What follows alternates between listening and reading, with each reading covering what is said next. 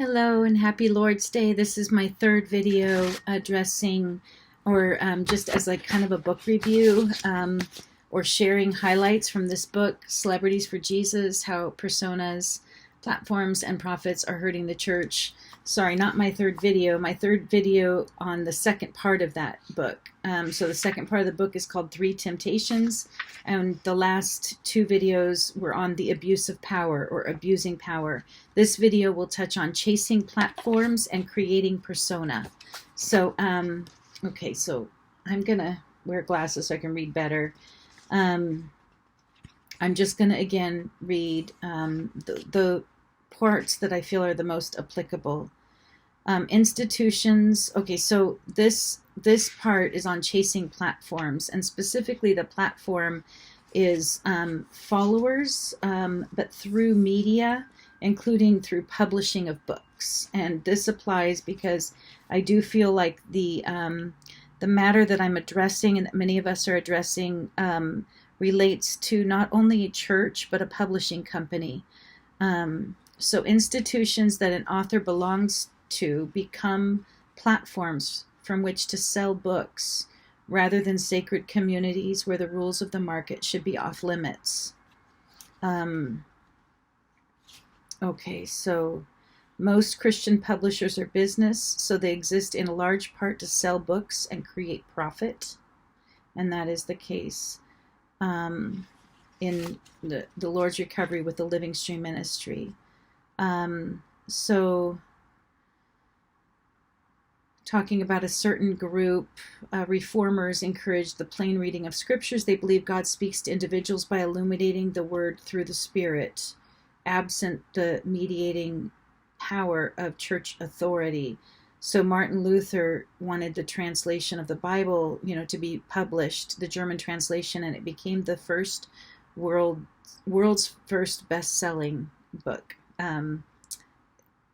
Was the Bible translated into German by Martin Luther.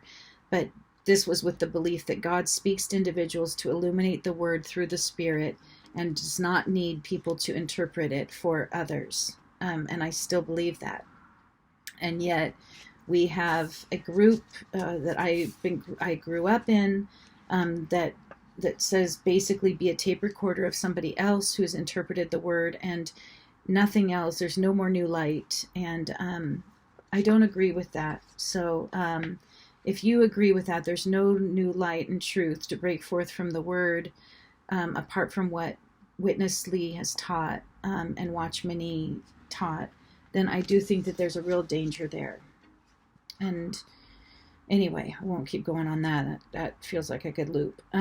Okay, so with book publication, reading is a consumer act. And it creates a commodification and consumption, including in religious circles. We establish group identity and belonging, including spiritual identity and belonging, largely through the things we buy and the content we consume. The books we read is particularly in this context. So different publishers have created a commercial infrastructure for modern Christian identity, more defining than any one denomination or organization. So Christian publishing is a commercial infrastructure that becomes a Christian identity more than a denomination or an organization. So I do believe that subscribing to the Living Stream Ministry in a way that is in the exclusion of all other Christian books is more defining than any denomination or other organization.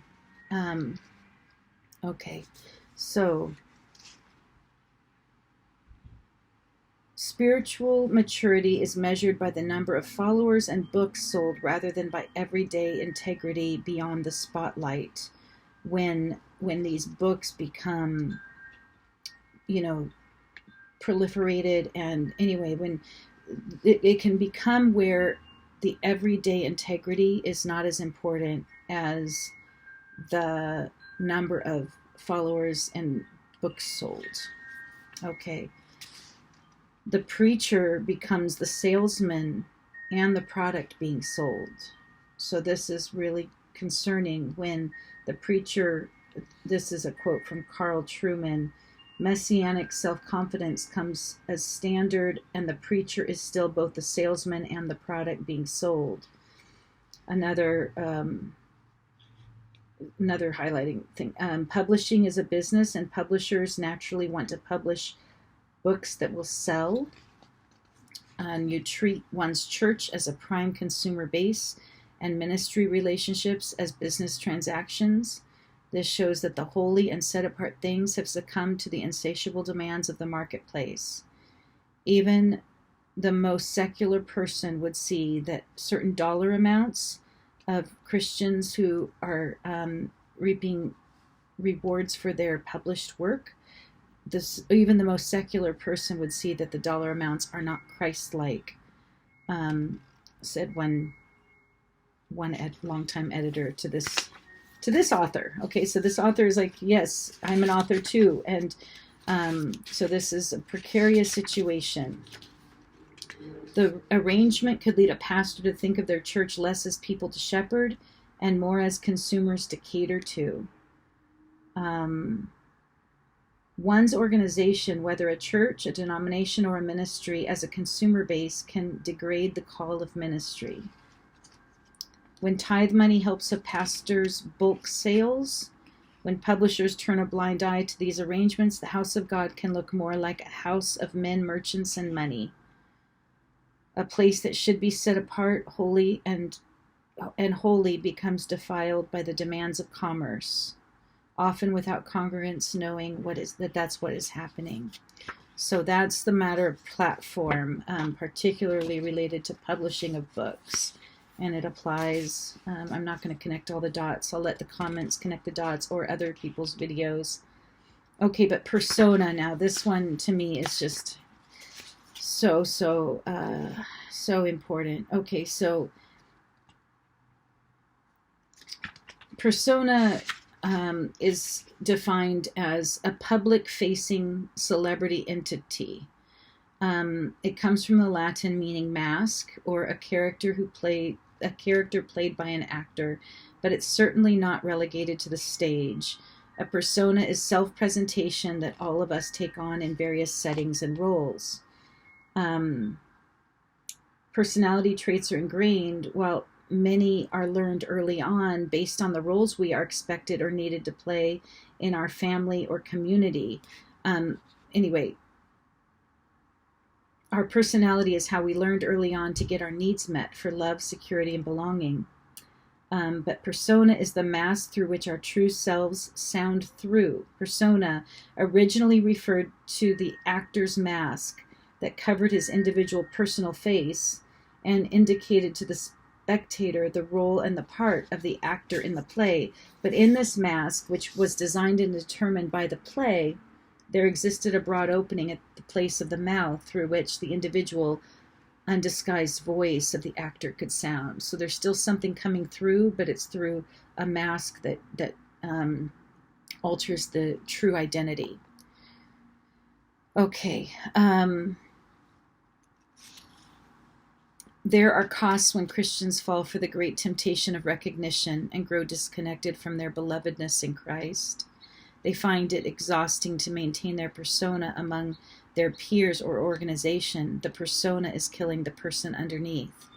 Underneath that part that needs to show up well, they are compensating for loneliness, shame, and insecurity, De Groot told me in a phone interview. Okay, so I have one of his books too that I plan to read, Healing What's Within. But this is quoting Chuck De Groot, a clinical psychologist, seminary professor, and expert on narcissism in the church. Okay, so he says they find out it's exhausting to maintain their persona among their peers' organization. The persona is killing the person underneath. Underneath that part that needs to show up well, they are compensating for loneliness, shame, insecurity. The pressure is, I have to day in and day out deliver. I have to perform. I might lose them, but I also might lose myself because I've only known myself as one who performs. Some leaders don't know their worth apart from the role they play. If a persona is stripped away, it feels like their value in the world will go with it. The leader is out of touch with their true self and clings to the spotlight, even to their own and others' detriment, because it's the only way they know how to feel love. This is so sad. I've just told somebody recently, I want people that listen, these leaders, to know that you can be 100% known and 100% loved. And I say this to my husband, you can be 100% known, 100% loved. You don't have to cling to a mask, to a persona. So de Groot defines narcissistic personality disorder from a clinical perspective as a grandiose sense of oneself, a lack of empathy for others, an entitlement to affirmation or attention, and ruptures in family and work relationships. Other characteristics include avoiding responsibility, taking credit for others' work, seeking revenge, using verbal threats to control others, and exaggerating accomplishments. These behaviors are meant to hide the self from others. People with narcissistic personality disorder find authentic relationships very difficult. The narcissist doesn't know who they are apart from what others reflect back to them. Okay, pastors who become healthy, who can move beyond persona, get in touch with their true self, and lead from integrity and humility. They are the ones who expect that they might have these tendencies and they want to address them. The fact that they are meeting with de Groot to get help is a hopeful sign. Another hopeful sign is a willingness to examine past trauma. Moving past trauma means getting in touch with their pain and the less shiny parts of their story. Another hopeful sign is a choice to surround themselves with people who can answer the question. This is so good. Surrounding themselves with people who can answer the question, how do you experience me? So I should be able to ask any of you, how do you experience me? And receive your answers. And every leader, I'm not a leader, every leader should be able to surround themselves with people who can honestly answer, how do you experience me? Healthy leaders seek out confidants who aren't hired to puff up their ego, who will honestly tell them if they are acting grandiose or entitled. Put another way, they need people who will see beyond the persona, who will name the messier parts of their self, not to call out or condemn, but to love and transform. Okay. Much has been said recently about accountability in highly publicized ministry scandals, and we have seen that leaders can perform submission without really submitting. They can say that they're accountable to their peers, but it actually can be just a group stacked with their buddies. That's not true accountability. In fact, it can be collective narcissism. I love this. Narcissistic leaders tend to be ecclesiastical loners. According to sociologist Robert N. Roth, they evade checks and balances and prefer to operate independently as a one-man or one-woman spiritual show. Their church or organization is an extension of their ego, and members gravitate to it to meet their own need for validation. There is such a thing as collective narcissism, wherein a mutually enforcing relationship exists between leader and follower, and it mutually enforces their ego. The leader relies on the adoration, this is de Groot being quoted, the leader relies on the adoration and respect of his followers. The follower is attracted to the omnipotence and charisma of the leader. The leader uses polarizing rhetoric that identifies an outside enemy. Christianity, in the case of the Lord's Recovery, often talked about as if it's an outside enemy, bringing together leader and followers on a grandiose mission. The followers feed off the leader's certainty in order to fill their own empty senses of self. Interestingly, in this mutually enforcing relationship, both are prone to a form of narcissism. So if you,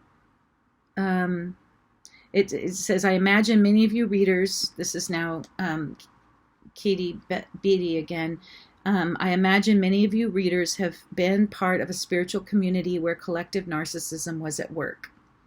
If so, you know how hard it is to inject accountability into a spiritual body centered on a leader with narcissistic tendencies, to change church cultures that are built around their persona. I want to ask you honestly, is the Lord's recovery of the local churches built around a persona? As long as we followers derive a sense of spiritual mission from our attachment to the leader, we will be reluctant to dethrone them. If they step down, we wonder if the church and our own sense of living on fire for God will survive. Okay. There's so much more. But humility usually requires some form of humiliation, stripping away the stories we tell ourselves to reveal a more vulnerable creature. We should accept and even welcome humiliation as a process of bringing us humility. We shouldn't call people who write things that are, quote, humiliating, or maybe you don't even call it, you just call it lies, but we shouldn't call those people poisonous. We should welcome the humility. Okay. There's just a lot here, but I'm going to get to the couple other places. Christians should be the first to insist on the primacy. Oh, okay. So this is what I had begun with in my first video of this section. I'll read that one more time. But media gives viewers the feelings of intimacy, but the viewers emotionally attached to the persona in ways that are intense, even if not grounded in real relationship. So when you see videos of someone, the leader of your church, and you read the books and you feel a sense of intimacy, it may not be grounded in real relationship. This person may represent what we want to be or who we want to be with. But then if that person falls, then you have the sense that your ideal has crumbled. Who you want to be or who you want to be with has crumbled. And this can be very, very painful to let such a persona be taken away, the mask to be taken away. When real relationships fail us, as they inevitably do, we use parasocial relationships to fill the void. And that's why so many turn to like television or to sitcoms or to comedians or to shows, because those parasocial relationships fill the void of the failure of real relationships. But God wants to be in real relationship with us, and we should be in real relationship with one another. So let me just reread what I had started with in these videos. Christians should be the first to insist on the primacy of in-person relationship. We worship a God who took in-person relationships seriously, so seriously that he was born incarnate to an unwed mother in the backwaters of an ancient Roman province to get close to us. In response to Jesus' life, death, and resurrection, early believers formed intimate communities of solidarity and self-sacrifice where leaders lived in proximity with their followers. They met together daily, pooled their resources to provide for those in need, and ate together in their homes with glad and sincere hearts. There wasn't celebrity with these early leaders. There was true shepherding, true proximity, true in-person relationship. At its best, the local church is the place where loneliness and isolation are replaced with real, vulnerable relationships for leaders as well as for members. So why do Christians keep putting people on pedestals, asking them to fulfill their own parasocial needs? Why do we turn our leaders into untouchable personas rather than letting them live and serve as their true beloved selves? Why do our icons so easily become idols? The answer, it turns out, comes back to Christians feed on a story of persecution and cultural embattlement. They're prone to take any Christian in the public spotlight as a kingdom win, and to prefer the parasocial relationship over the genuine relationships. They prefer the persona, the mask, over the actual person. And we can do that to ourselves, and we can do that to our others. So thank you for listening. I'm just noticing my drawers aren't closed. Sorry. Not perfect, but anyway, Jesus is Lord, and thank you for listening.